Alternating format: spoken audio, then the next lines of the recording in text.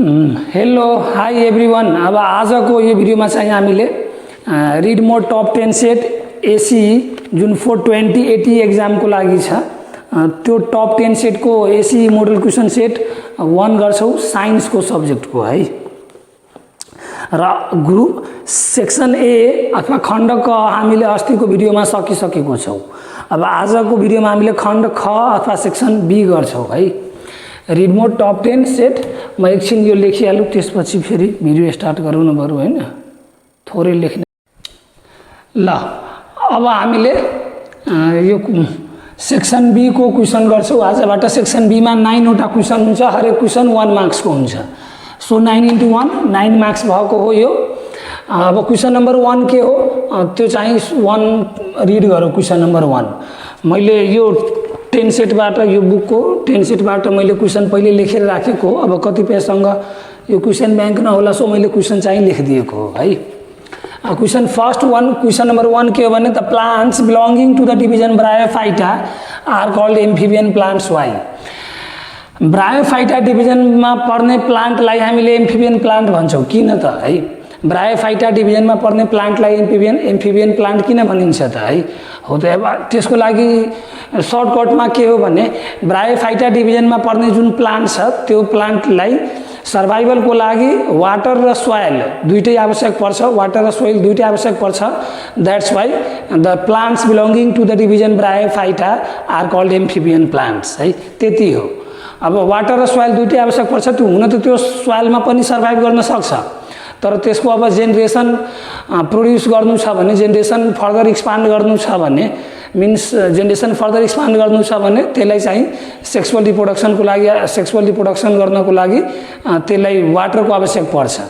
अथवा भनौँ न त्यसको जेनेरेसन एक्सपान्ड गर्नु छ भने अब त्यो ब्रायोफाइटा डिभिजनमा पर्ने प्लान्ट चाहिँ वाटरको हेल्प लिन्छ। जेनेरेसन एक्सपान्ड गर्नको लागि ब्रायोफाइटा डिभिजनमा पर्ने प्लान्टले वाटरको हेल्प लिन्छ, अथवा भनौँ कि वाटरमा त्यसले आफ्नो सेक्सुअल रिप्रोडक्सन गर्छ है। हो त त्यो एक लाइनमा लेख्ने हो। अब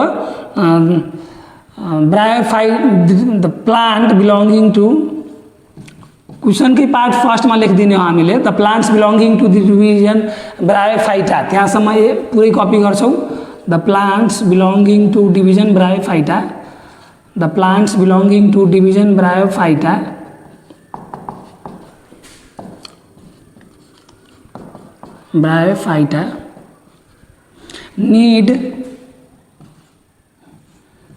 need water and soil, need soil and water for survival, need soil and water for survival. That's why अथवा so that हो, that's why they are called amphibian plants. That's why they are called amphibian plants. That's why they are called amphibian plants अथवा so that they are called amphibian plants भन्ने पनि हुन्थ्यो हाम्रो।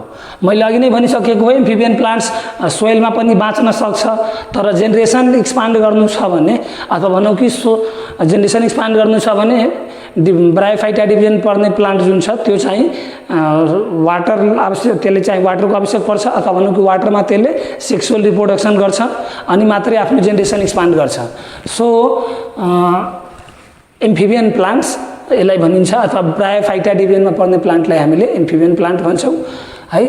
So question number 1 को answer हामीले यति लेख्ने हो है।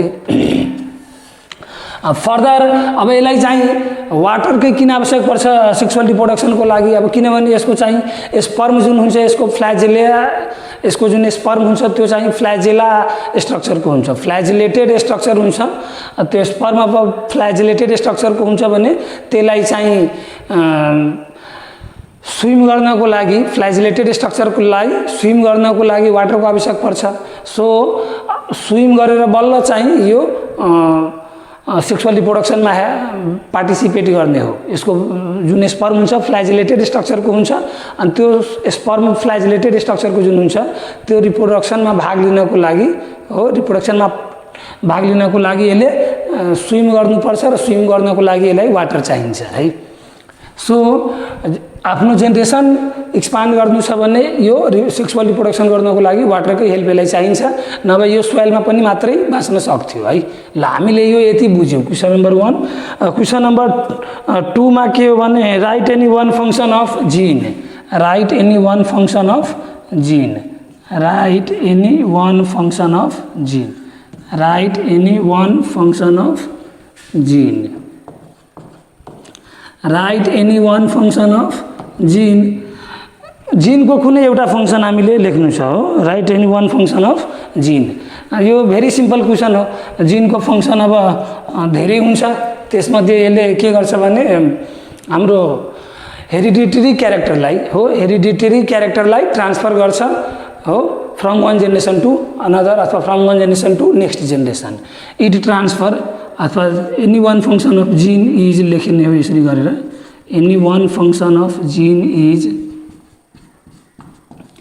Any one function of gene is, any one function of gene is लेखेर अनि यहाँ 1 नम्बरमा यसरी लेखिदिने हो, it transfer, it transfer it transfer hereditary character, hereditary character, hereditary character from one generation to next अथवा from one generation to next generation.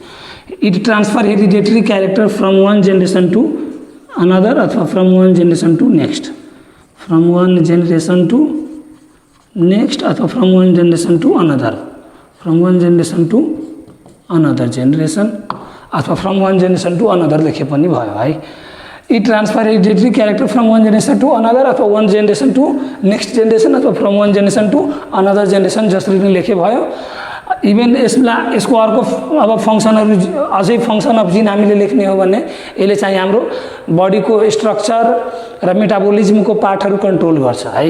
यसको other फङ्सनहरू हामीले लेख्न खोज्यो भने it controls structure and metabolism of our body. यसको अझै अर्को फङ्सन हामीले लेख्ने हो भने it tells the cell to make protein है, it tells the cell of our body to make the protein. जिनले सेललाई इन्फर्मेसन दिने हो कि प्रोटिन अब बनाउने हो अथवा प्रोटिन बनाऊ भनेर, अनि बल्ल त्यो प्रोटिनबाट हाम्रो अरू जे हुन्छ त्यो हुन्छ पछि कुरो हो, प्रोटिनले के हुन्छ त्यो पछि कुरो हो। तर जिनले नै सेललाई इन्फर्मेसन दिने हो अथवा जिनले नै सेललाई भन्ने हो कि अब प्रोटिन बनाऊ तिमीले है अथवा प्रोटिन बनाऊ भनेर है। सो एउटा फङ्सन हामीले यो लेख्यौँ, 2टा फङ्सन थप मैले भनिदिएको हो, त्यो 3वटा मध्ये कुनै एउटा लेख्यो हुन्छ, अरू पनि फङ्सन हुन्छ जिनको, तर मेजर फङ्सन यो हो, from one generation to another hereditary character यसले ट्रान्सफर गर्ने है। अब यो क्वेसन नम्बर 1 र 2 हामीले यसरी यो सक्यौँ। अब माथिमा क्वेसन नम्बर 1, 2 दुइटै मेटिहाल्यो, यो चाहिँ भिडियो पज गरेर नोट गर्नु पर्यो अथवा स्क्रिनसट लिनु पर्यो। मैले यो मेटेर क्वेसन नम्बर 3 गराएँ है, यो मैले मेटेर क्वेसन नम्बर 3 गराएँ, यो चाहिँ मैले मेटिहालेँ है। यो चाहिँ भिडियो पज गरेर नोट डाउन गर्नु पर्यो अथवा स्क्रिनसट लिनु पर्यो है। त्यो मैले माथि पनि यो क्लास 10 एसई मोडल क्वेसन सेटहरू मेटिहालेँ है। यो science read more publication section B9 यो सब मेटिहालेँ मैले यो है। यो यसको काम छैन है, यो मैले बुझाउनको लागि सुरुमा लेखेको थिएँ हैन। अब क्वेसन नम्बर 3 गर्छौँ हामीले। क्वेसन नम्बर 3 के हो हाम्रो, 3 हैन C रहेछ।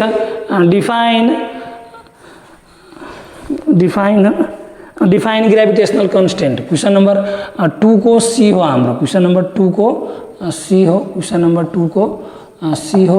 Define gravitational constant, define gravitational constant,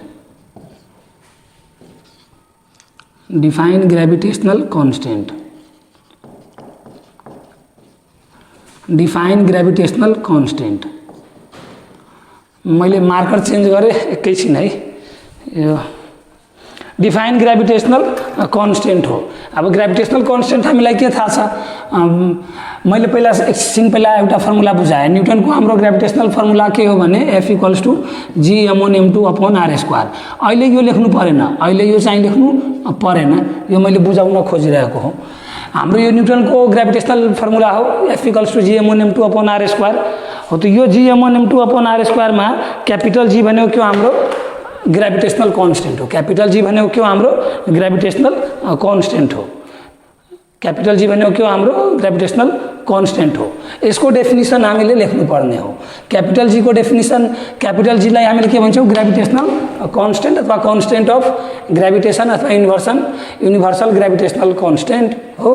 तो यो यूनिभर्सल ग्रेभिटेशनल कांस्टेंट अथवा ग्रेभिटेशनल कांस्टेंट जी को डेफिनेसन लेख्नु पर्ने हो भने हामीले के गर्छौं भने यो एक्सप्रेसनबाट कैपिटल जी को पहिला भ्यालु निकाल्छौं है। अब यहाँबाट के गर्छौं भने यो r स्क्वायर f सँग मल्टिप्लाई गरेर fr square equal to g m1 m2 र g m1 m2 equal to fr square यो left side right side exchange गर्दिन्छौं हामीले। हुन त एक्सचेन्ज नगरे पनि हुन्छ केही फरक पर्दैन। र यहाँबाट g को भ्यालु हामीले निकाल्न खोज्यो भने fr square upon m1 m2 लेख्न सक्छौं हो। र अब यसमा m1 m2 र r को भ्यालु 1 सेट गरिदियो भने m1 m2 र r को भ्यालु 1 सेट गर्यो भने g इक्वल टू के हुन जान्छ f है। यो मैले सब बुझाउनको लागि गरेको पहिला है। m1 equal to m2 equal to 1 kg and r equal to 1 metre and r equal to 1 metre. Then g को भ्यालु के हुन जान्छ f इन्टु 1 को स्क्वायर डिवाइडेड बाई 1 इन्टु 1 हैन। अथवा टोटलमा भनौं न g equal to f into 1 को square f into 1 f upon 1 into 1 f upon 1 f हुने भो।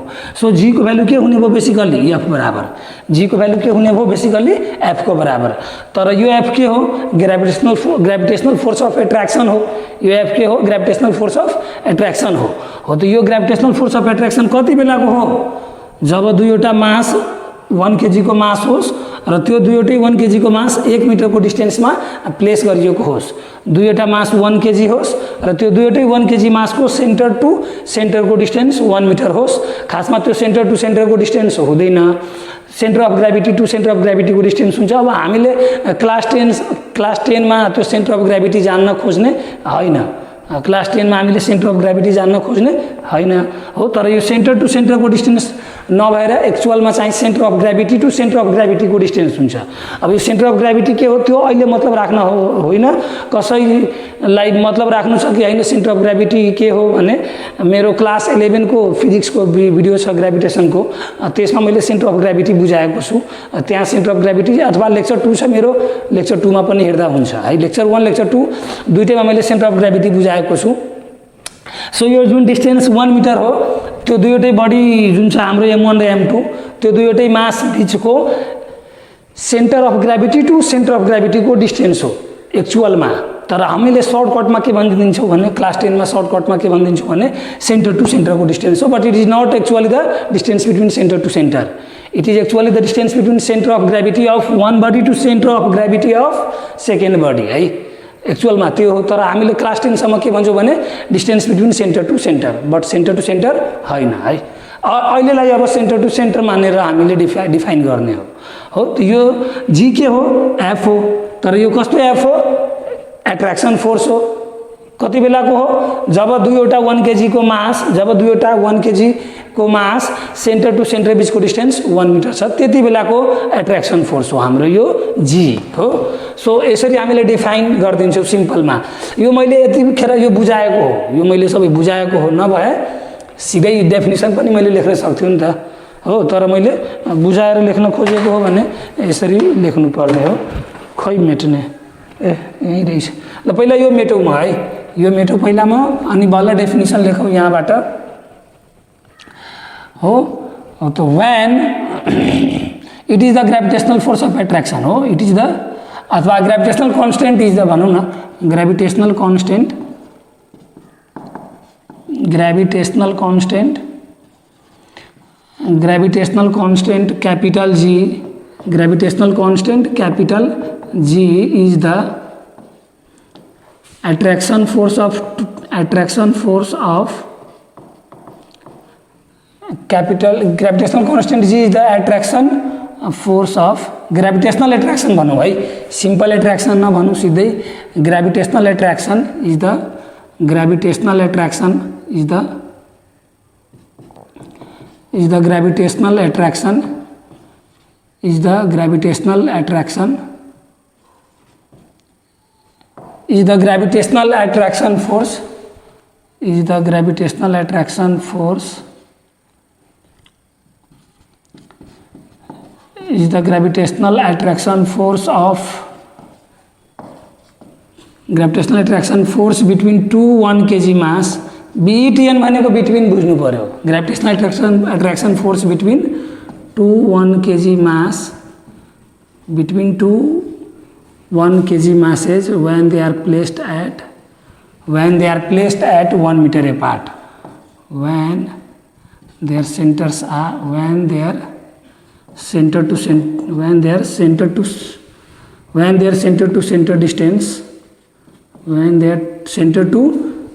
distance is 1 meter, when their center to center distance is 1 meter. हामीले यो यसरी लेख्ने हो ग्रेभिटेशनल कांस्टेंट जी को डेफिनेसन. नभए सर्टकटमा अझै के गर्न मिल्यो भने it is the gravitational attraction force between two 1 kg mass when their centers are 1 meter apart, when their centers are 1 meter apart, when their centers are यतिको साटो हामीले when their centers are 1 meter apart, when their centers are 1 meter apart, when their centers are 1 meter apart, यतिको साटो हो. यतिको साटो हामीले यो पनि लेख्न सक्छौं है. ल यसरी हामीले define gravitational constant question number 2 को सी चाहिँ सक्यौ. तर यो यहाँबाट लेख्यौ हामीले हैन. हामीले जी लाई डिफाइन गर्नु थियो भने जी को भ्यालु के हो? एफ हो. जी को भ्यालु के हो? एफ हो. तर यो एफ भनेको के हो? ग्रेभिटेशनल एट्र्याक्सन फोर्स हो. तर यो ग्रेभिटेशनल एट्र्याक्सन फोर्स कति बेलाको हो? कस्तो फोर्स हो ग्रेभिटेशनल एट्र्याक्सन फोर्स? कस्तो त नभनौं, कति बेलाको हो अथवा कुन सिचुएसन बेलाको यो ग्रेभिटेशनल एट्र्याक्सन फोर्स हो? जब दुईवटा मास 1 kg को हुन्छ र त्यो दुईवटा मास 1 kg को सेन्टर टु सेन्टर डिस्टेन्स त हैन, centre of gravity to centre of gravity को डिस्टेन्स 1 मिटर हुन्छ. त्यति बेलाको ग्रेभिटेशनल एट्र्याक्सन फोर्स हो क्यापिटल जी हो. ल यसरी हामीले यो सक्यौ 2 को सी. यो मैले अब मेटिहाले यो. अब चाहिँ 2 को डी गर्ने हो. हामीले 2 को डी गर्ने हो. Define gravitational constant सक्यौ. 2 को सी. 2 को डी मा के हो हाम्रो?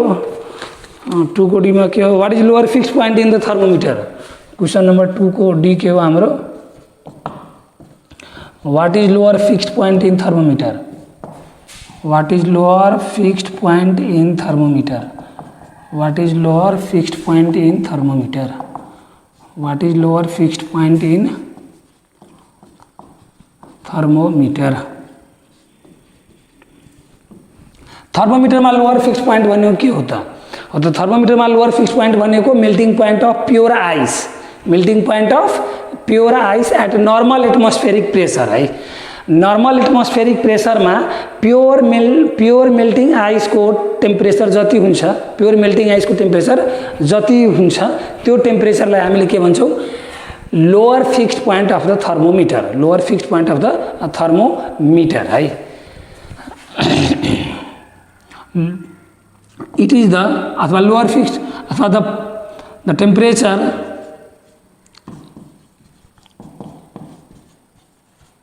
the temperature on the thermometer, the temperature on the thermometer scale, on the thermometer scale,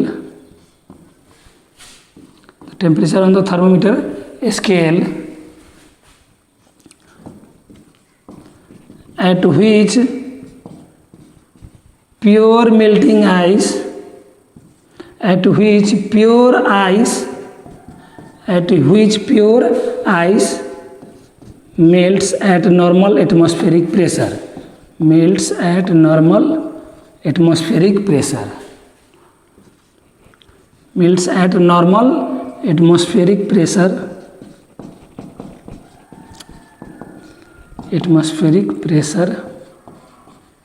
the temperature on the thermometer scale at which pure ice melts at normal atmospheric pressure is called lower fixed point. Is called lower fixed point for that thermometer. Is called lower fixed point for that thermometer. For that thermometer is called lower fixed point for that thermometer. Celsius स्केलमा lower fixed point भनेको 0 degree Celsius हुन्छ अथवा 0 degree centigrade हुन्छ। Celsius भन्नु र centigrade भन्नु एउटै कुरो हो। र फरेनहाइटको थर्मोमिटर स्केलमा लोअर फिक्स्ड पोइन्ट भनेको 32 डिग्री फरेनहाइट हुन्छ। सबै स्केलको आफ्नै हुन्छ। हामीसँग सेल्सियस स्केल हुन्छ, थर्मोमिटर स्केल हुन्छ, र्युमर स्केल हुन्छ, रेनकाइन स्केल हुन्छ, केल्भिन स्केल हुन्छ। सबै थर्मोमिटरको डिफ्रेन्ट स्केलमा लोअर फिक्स्ड पोइन्ट डिफ्रेन्ट हुन्छ। डिफ्रेन्ट थर्मोमिटरको स्केलमा लोअर फिक्स्ड पोइन्ट डिफ्रेन्ट हुन्छ। जस्तो मैले अघि के भने, सेल्सियसको स्केलमा lower fixed point 0 degree Celsius हुन्छ र फरेनहाइटको स्केलमा 32 डिग्री फरेनहाइट हुन्छ। र त्यस्तै केल्भिनको पनि आफ्नो हुन्छ। केल्भिनको भ्यालु यो आउँछ 273 केल्भिन। केल्भिनको यो भ्यालु कति हुन्छ लोअर फिक्स्ड पोइन्ट 273 केल्भिन है। त्यस्तै र्युमर स्केलको आफ्नै हुन्छ, रेनकाइन स्केलको आफ्नै हुन्छ है। हो त जुन थर्मोमिटरमा नर्मल एटमोस्फियर प्रेसरमा है, जुन थर्मोमिटरमा नर्मल एटमोस्फियरिक प्रेसरमा प्योर आइस मेल्ट हुन्छ हो, त्यो थर्मोमिटरको जुन टेम्परेचरको लागि कुनै पार्टिकुलर थर्मोमिटर स्केलको जुन टेम्परेचरमा प्योर आइस नर्मल एटमोस्फियरिक प्रेसरमा मेल्ट हुन्छ, त्यो टेम्परेचर त्यो थर्मोमिटरको लागि लोअर फिक्स्ड पोइन्ट हुन्छ। त्यो टेम्परेचर त्यो थर्मोमिटरको लागि लोअर फिक्स्ड पोइन्ट हुन्छ।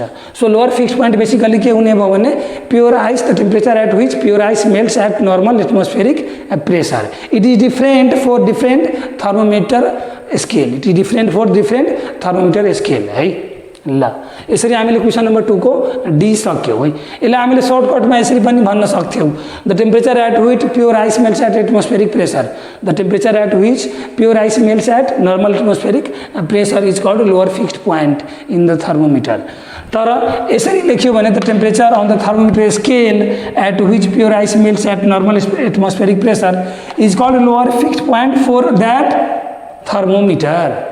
यो मैले के गर्दिए भने फिक्स्ड बताइदिए कि जुन थर्मोमिटरमा हो, कुनै पार्टिकुलर थर्मोमिटरमा जुन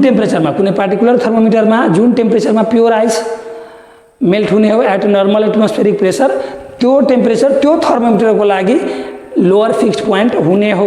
यति हामीले बुझ्यौं। डिफरेंट थर्मोमिटरको लागि यो लोअर फिक्स्ड पॉइंट डिफरेंट हुन्छ है। मैले अघि नै बताए सेल्सियस स्केलको लागि lower fixed point 0 degree Celsius, Fahrenheit स्केलको लागि 32 डिग्री फरेनहाइट, केल्भिन स्केलको लागि 273 केल्भिन। त्यस्तै अरु पनि थर्मोमिटर स्केल हुन्छ हामीसँग, र्युमर स्केल हुन्छ, रेनकाइन स्केल हुन्छ, त्यो चाहिँ हायर लेभलमा हामीले सिक्ने हो। तर यो क्वेसन नम्बर 2 को डी सम्म हामीले यति गर्ने हो, यति सक्यो हो। सो यो भिडियो पज गरेर नोट गर्नु पर्यो अथवा स्क्रिनशट लिनु पर्यो। मैले 2 को ई नम्बर गराए, क्वेसन नम्बर 2 को ई गराए। यो चाहिँ भिडियो पज गरेर नोट गर्नु पर्यो अथवा स्क्रिनशट लिनु पर्यो है। ल अब म 2 को ई नम्बर गराए है। 2 को ई नंबर कराए वीडियो। ल क्वेश्चन नंबर 2 को ई नंबर हाम्रो के हो भने what is the critical angle of glass. यो सबैलाई थाहा होला 42 डिग्री, बट 42 डिग्री एक्युरेट होता, 42 डिग्री एक्युरेट होता हैन है, अराउंड 42 डिग्री हुन्छ। What is the critical angle of glass, what is the critical angle of glass, around 42 degree लेख्ने हो है हामीले। What is the critical angle of glass में हामीले कति लेख्ने हो, around 42 degree, not equal to 42 degree है। Critical angle of glass is 42 degree लेख्यो भने हुँदैन, त्यो मार्क्स काट्न ठाउँ हुन्छ त्यहाँ है। Critical angle of glass is around 40 degree, around 42 degree. Critical angle of glass is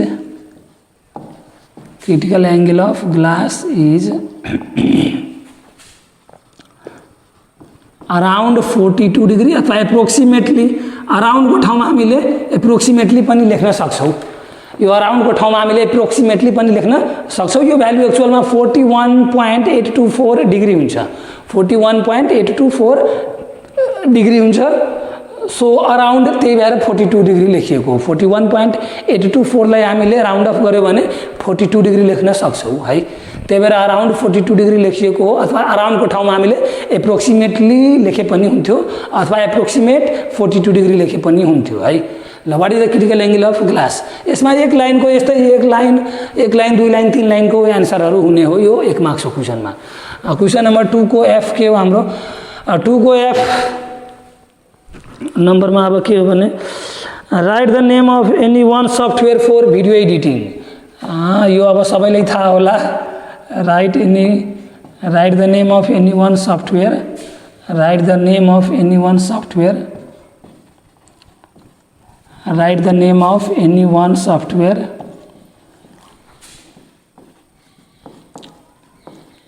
right the name of any one software for video editing.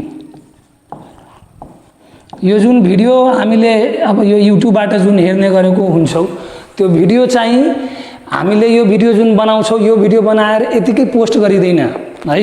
यो भिडियो बनाएर यतिकै बनाएर अनि सिधै भिडियो युट्युबमा अपलोड गरिदैन। यो भिडियोमा हामीले टन्नै एडिटहरू गर्छौँ। भिडियो एडिटिङमा जस्तो कि मैले भिडियोमा सुरुमा लेखेको हुन्छु वेलकम टु आवर च्यानल एसडिएमएसटी, त्यसपछि मैले लाइक शेयर एन्ड सब्सक्राइबको सानो पट्टी जस्तो मैले ब्लू कलरमा अथवा रेड कलरमा हो तल लगाएको हुन्छु हो, अथवा मेरो च्यानलको आइकनहरू त्यहाँ हुन्छ हो। त्यो सब हामीले के गरेको हुन्छ भने भिडियो एडिटिङ गरेको हुन्छौँ। त्यस्तै हामीले भिडियो बनाउँदाखेरि अब केही साउन्डहरू हुन्छ त्यो साउन्डहरू रिमुभ गर्छौँ, इकोहरू हुन्छ त्यो इकोहरू रिमुभ गर्छौँ, त्यो भनेको भिडियो एडिटिङ हो है। त्यो भनेको भिडियो एडिटिङ हो र भिडियो एडिटिङ गर्नलाई हामीले कुनै सफ्टवेयरको हेल्प लिन्छौँ हो। अब त्यो सफ्टवेयरहरू टन्नै छ, त्यो सफ्टवेयरहरू टन्नै हुन्छ है। भने त्यसमध्ये एउटाको नाम लेख्नु छ हामीले। Write the name of any one software for video editing. त्यसमध्ये त्यो सफ्टवेयरहरू टन्नै हुन्छ भिडियो एडिटिङको लागि, त्यसमध्ये एउटाको नाम लेख्नु छ हामीले है। हो त अब एउटाको नाम लेख्नु छ भने म 2-3वटा भनिदिन्छु, एउटाको लेख्ने हो हामीले है। सर्टकटमा हामीले भिएन एडिटर पनि लेख्न सक्छौँ, भिएन एडिटर लेख्न सक्छौँ, अथवा काइन्ड मास्टर लेख्न सक्छौँ, अथवा फिल्मोरा लेख्न सक्छौँ है। यो इटिसी हो, इटिसी हो, 3वटा मैले बताइदिएँ। हामीले एउटाको लेख्ने हो है, भिएन एडिटर अथवा काइन्ड मास्टर अथवा फिल्मोरा है। ल एउटा मात्र लेख्ने हो हामीले, मैले 3वटा बताएको हो। सो कुनै एउटा लेख्नु पर्यो हामीले। मैले 3टा बताइदिएँ, हामीले कुनै एउटा लेख्ने हो। सो 2 को एफ नम्बरसम्म हामीले सक्यौँ। अब 2 को जी नम्बरको क्वेसन गर्छौँ। यो पार्ट मैले मेटिहालेँ, यो भिडियो पज गरेर नोट गरौँ अथवा स्क्रिनसट लिउँ हामीले है। यो मैले ठ्याक्कै मेटिहालेँ है। अनि बल्ल क्वेसन नम्बर 2 को जी मैले गराएँ। यो मेटिहालेँ मैले, भिडियो पज गरेर नोट गरौँ अथवा स्क्रिनसट लिउँ है। अनि बल्ल क्वेसन नम्बर 2 को जी गर्ने हो हामीले। क्वेसन नम्बर 2 को जी के हो? What is electropositivity? What is electropositivity? Electropositivity भनेको के हो? What is electropositivity? What is electropositivity? What is electropositivity? Electropositivity भनेको के हो? कुनै पनि मेटल नभनौँ, कुनै पनि एटमले हो डोनेट गर्ने, इलेक्ट्रोन डोनेट गर्ने टेन्डेन्सीलाई, कुनै पनि एटमले इलेक्ट्रोन डोनेट गर्ने टेन्डेन्सीलाई हामीले के भन्छौँ? इलेक्ट्रोपोजिटिभिटी फर द्याट एटम। र इलेक्ट्रोन डोनेट गरेर खासमा यो क्याटायन बन्न खोजिरहेको हुन्छ अथवा nearest Nobel gas configuration attain गर्न खोजिरहेको हुन्छ, so that it will become stable है। स्टेबिलिटी गेन गर्नको लागि यसले इलेक्ट्रोन डोनेट गर्न खोजिरहेको हुन्छ अथवा क्याटायनको स्टेट एटेन गर्न खोजिरहेको हुन्छ। र त्यो इलेक्ट्रोन डोनेट गर्ने टेन्डेन्सीलाई हामीले के भन्छौँ? इलेक्ट्रोपोजिटिभिटी। इलेक्ट्रोपोजिटिभिटी प्रायःजसो अल्काली मेटलले अथवा अल्कालाइन अर्थ मेटलले सो गर्ने हो, अरू पनि मेटलले सो गर्छ है। तर यो सबै एटमको टेन्डेन्सी चाहिँ के हुन्छ भने म इलेक्ट्रोन डोनेट गरेर हो, इलेक्ट्रोन डोनेट गरेर स्टेबल हो अथवा नोबेल ग्यास कन्फिगरेसन एटेन गरौँ, त्यो भनेको चाहिँ के हो? इलेक्ट्रोपोजिटिभिटी हो है। हो त it is the question number 2 को जी मा व्हाट इज इलेक्ट्रोपोजिटिभिटी? हो त electropositivity is इलेक्ट्रोपोजिटिभिटी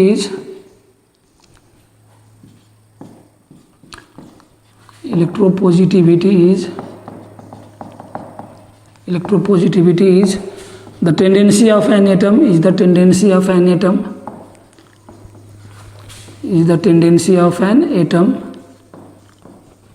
to donate electron, to donate valence shell electron, to donate valence shell electron, to donate valence shell electron and attains noble gas configuration and attains noble gas and to form cation सीधैमा लेखे हुन्छ tendency of an atom to donate valence electron and form cation and form positively charged ion, that is cation, form positively charged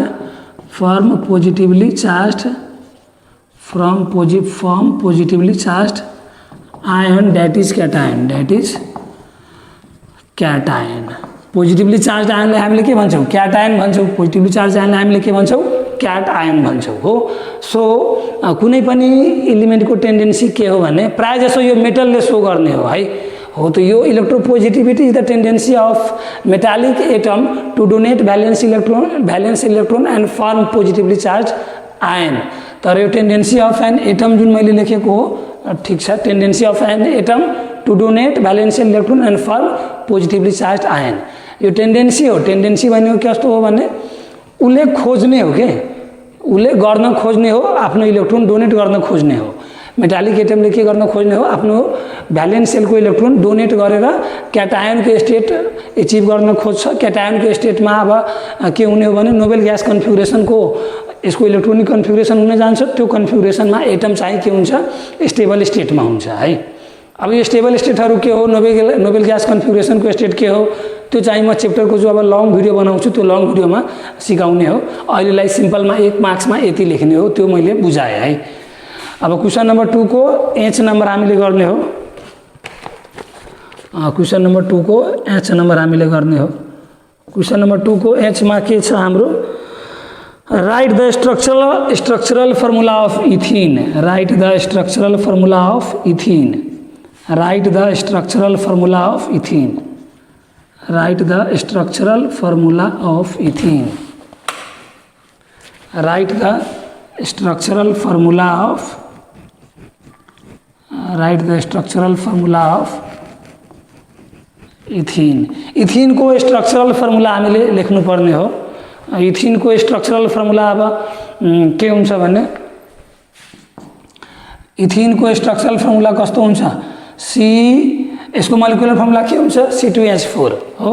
अनि C2H4 हो भने C अनि H4 हो भने H4 हो भने एउटा कार्बनमा दुईवटा एच, अर्को कार्बनमा दुईवटा एच। अब कार्बनको भ्यालेन्सी C2H4 यसको के हो, मोलिकुलर फर्मुला हो इथिनको। अब यो C2H4 हामीले लेख्यौँ हो। अब C2H4 मा कार्बनको भ्यालेन्सी कति हुन्छ, 4। सो कार्बनको भ्यालेन्सी 4 हुन्छ भने यो 1 2 3 भयो। अर्को भ्यालेन्सी कार्बनको त पुर्याउन बाँकी छ नि त हामीले। सिमिलरली यो कार्बनको पनि यो 1 यो 2 यो 3, यो कार्बनको नि हामीले एउटा भ्यालेन्सी पुर्याउन बाँकी छ। सो एउटा बन्ड यहाँ बनाइदिन्छौँ हामीले। अनि यो चाहिँ 4 1 2 3 4, यो कार्बनको लागि पनि 1 2 3 4। यो चाहिँ के हो, बन्ड हो। यो चाहिँ के हो, बन्ड हो है। यो एउटा बन्ड हो, यो अर्को बन्ड हो, यो अर्को बन्ड हो, यो अर्को बन्ड हो। यो चाहिँ कोभ्यालेन्ट बन्ड भन्छौँ हामीले। हामीसँग बन्डको टाइप हुन्छ हैन, metallic bond, hydrogen bond, ionic bond, covalent bond, coordinate bond हो। सो त्यसमध्ये यो चाहिँ कस्तो बन्ड हो, कोभ्यालेन्ट बन्ड हो। त्यसमध्ये यो चाहिँ कस्तो बन्ड हो, कोभ्यालेन्ट बन्ड हो है। हो त यो एउटा बन्ड, यो अर्को बन्ड, दुईटा। अनि यो दुईवटा बन्ड यो कार्बनको लागि पनि काउन्ट हुन्छ र यो दुईवटा बन्ड यो कार्बनको लागि पनि काउन्ट हुन्छ। सो यो कार्बनको लागि दुईवटा, अनि यो कार्बनको यो तेस्रो बन्ड, यो चौथो बन्ड, यो कार्बनको 4वटा बन्ड कम्प्लिट भयो र यो कार्बनको पनि यो दुईटा, यो तेस्रो, यो चौथो, यो कार्बनको नि 4वटा बन्ड कम्प्लिट भयो। र यो भनेको स्ट्रक्चरल फर्मुला अफ इथिन है। अनि यहाँ लेखिदिने हो हामीले, तल के लेखिदिने हो, स्ट्रक्चरल फर्मुला अफ इथिन। तल हामीले के लेख्ने हो, structural formula of इथिन। Structural formula of इथिन गरेर यसरी लेखिदिने हो है। इटी यहाँ चाहिँ ई अनि है। ई अनि भयो भने हाम्रो के हुन्छ, डबल बन्ड हुन्छ कार्बन कार्बनको बिचमा। त्यसरी पनि हामीले बुझ्न सक्छौँ। ई अनि भयो भने हो, ई अनि भयो भने सफिक्समा, ई अनिलाई हामीले सफिक्स भन्छौँ हो। सफिक्समा ई अनि छ भने कार्बन कार्बनको बिचमा जहिले डबल बन्ड। सो कार्बन कार्बनको बिचमा डबल बन्ड अनि बाँकी अब कार्बनको दुईटा बन्ड कम्प्लिट भइसकेको हो भने दुईटा बन्ड खाली हुन्छ, त्यो दुईटा खाली बन्डमा हामीले हाइड्रोजन प्लेस गर्ने हो। यो कार्बनको लागि दुईटा बन्ड कम्प्लिट भइसकेपछि यो दुईटा बन्ड खाली हुन्छ अनि यो दुईटा बन्डमा हाइड्रोजन प्लेस गर्ने हो। यसरी हामीले यो इथिनको स्ट्रक्चरल फर्मुला बनाउने हो। किनभने मोलिकुलर फर्मुला हामीले याद राखे हुन्छ C2H4 अनि C2H4 यसरी ड्र गरिदिने हो, C2H4 यसरी ड्र गरिदिने हो अनि यो हाम्रो के हुन जान्छ स्ट्रक्चरल फर्मुला अफ इथिन। जब म अर्ग्यानिक केमिस्ट्री नभनौँ कार्बन कम्पाउन्ड जब म स्टार्ट गर्छु म यो क्लास 10 को त्यो भिडियोमा चाहिँ सबै कम्पाउन्डको 1 देखि 10 सम्मको कार्बनको लागि मोलिकुलर स्ट्रक्चरल कन्डेन्स्ड सबै फर्मुला डिस्कसन त्यो बेलामा म गरिदिन्छु है। अहिलेको लागि यो सर्टकटमा यति गर्ने हो हामीले क्वेशन नम्बर 2 को एचमा है। क्वेशन नम्बर 2 को आईमा के छ हाम्रो what is the natural food preservative. अब यो चाहिँ भिडियो पज गरेर नोट गरौँ अथवा स्क्रिनशट लिऊ। मैले यो क्वेशन नम्बर अब 2 को आई गराउनलाई यो मेटेर मैले गराएँ है। यो चाहिँ भिडियो पज गरेर नोट गरौँ अथवा स्क्रिनशट गरौँ है। र क्वेशन नम्बर 2 को आई गराउने हो मैले। अब what is natural food preservative. Food preservative भनेको के हो भने फूडलाई डिस्ट्रोय हुनबाट बचाउनलाई, फूडलाई डिस्ट्रोय हुनबाट बचाउनलाई अथवा फूडमा कुनै ब्याड केमिकल इन्टर भन्दा नि हाम्रो फूड नबिग्रिनलाई, हाम्रो फूड नबिग्रिनलाई फूडमा हामीले केही केमिकलहरू एड गर्छौँ।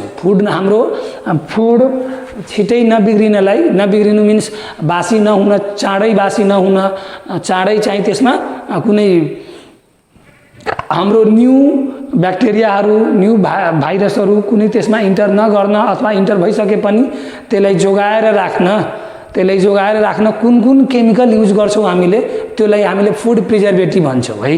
हो अब त्यो फूड प्रिजर्भेटिभहरू नेचुरल पनि हुनसक्छ, आर्टिफिसियल पनि हुनसक्छ। हो त अब क्वेशन के छ what is natural food preservative. The natural food preservative are the chemicals obtained naturally, chemicals obtained naturally which preserve our food from the microorganism, which preserve the food from the microorganism which destroy our food। हो त्यो लेखिदिन्छौँ हामीले। Question number 2 को आईमा के हो हाम्रो what is natural food preservative. Question number 2 को आईमा के हो what is natural food preservative. What is natural food preservative? What is natural food preservative?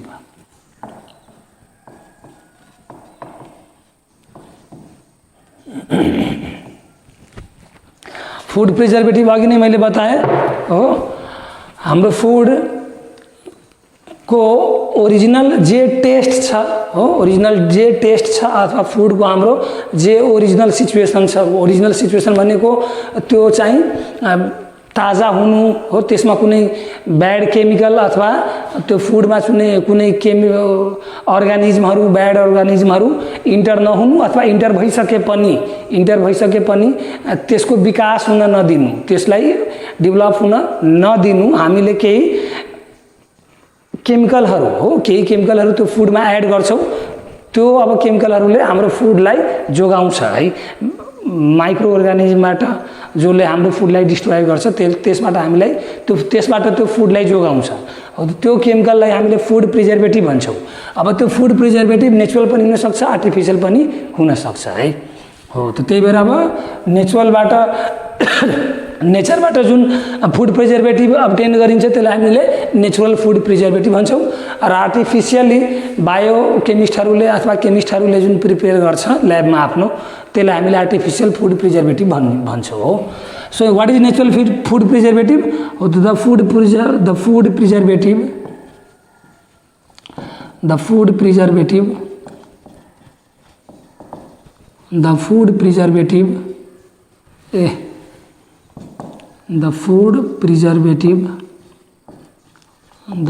preservative which obtains from nature,